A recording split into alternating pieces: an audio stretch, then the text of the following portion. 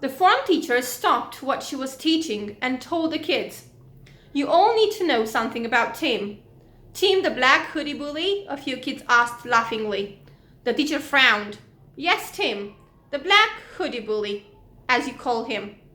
You need to know that he's a very special boy, that he has a baby brother that he loves dearly, and after school he feeds, washes, and looks after him." Everybody was staring in disbelief. "Yes, that's right. Their mum left. She's in Spain now. She works. And their dad, well, unfortunately, their dad doesn't have a job, and he drinks a lot. They don't have very much money. Only the money their mum can send them." The teacher's voice started trembling. "Their dad is not a very kind-hearted man. He beats Tim up, and even the baby. The police have been to their house a couple of times already." She paused, sighed, and then tried to carry on.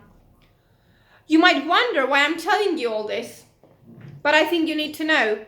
You need to know that you have loving, caring families, and he doesn't. You have parents who would do everything for you, and he doesn't. You have love and care and safety and everything you need and want. Your parents will give those things to you. The latest cutting-edge phone, the most fashionable label clothes, the newest toy. Tim doesn't. He doesn't feel love at all. He feels that his mom abandoned him, although she ran away from an abusive husband, and she's the only provider in the family." The kids had tears in their eyes. All of them. Life is not fair sometimes. Tim suffers more than you can possibly imagine. I would like to ask you to find it in your heart to forgive him for all his wrongdoings, to try and understand. I know it's not easy. I'll try to help him too.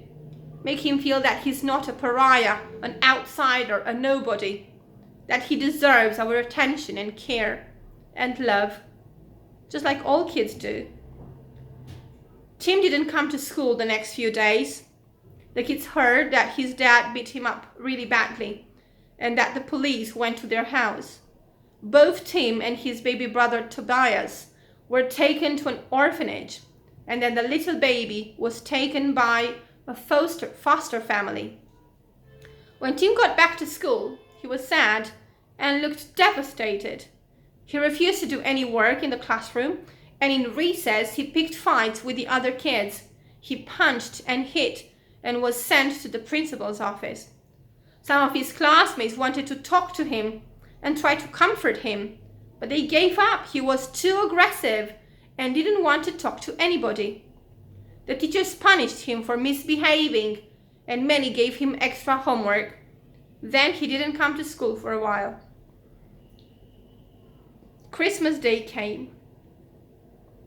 Chris visited his grandparents in the morning, opened the presents from Santa, and after lunch he got back home with his folks. They were in the car driving back to their house, and Chris was looking outside at the beautifully embellished, Christmassy-looking town with colorful lights everywhere. Suddenly he saw a black hoodie walking slowly, head down, slouching shoulders. His clothes were in tatters. It was Tim. Chris could recognize him in a million. "Dad, stop the car. Stop the car, I'm begging you," he shouted. Dad hit the brakes and brought the car to a full stop. Chris got out of the car and ran to Tim. They talked for a while. Tim was surprised by Chris's concern for him. He had run away from the orphanage, stopped going to school, and was living on the streets, looking for his brother. He was heartbroken. Chris told him to get in the car and promised that his family would help. He didn't know how, but he promised they would not turn their back on him, that Tim wasn't a problem, that he wasn't a bully, that he would get help. Chris's parents didn't get out of the car. They simply watched how their 11-year-old son decided not to look away when he saw sufferance, that he decided to care, to help, to lend a helping hand. The parents looked at each other and decided to stand by this angry little boy, to stop judging him and to start helping him. Help him find the light again. Not a happy childhood. That was impossible. Tim's pain had already turned him into an adult.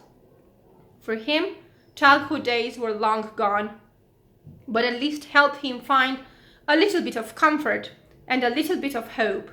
Hope that there is kindness in this world and that he was worthy of it. Goodbye.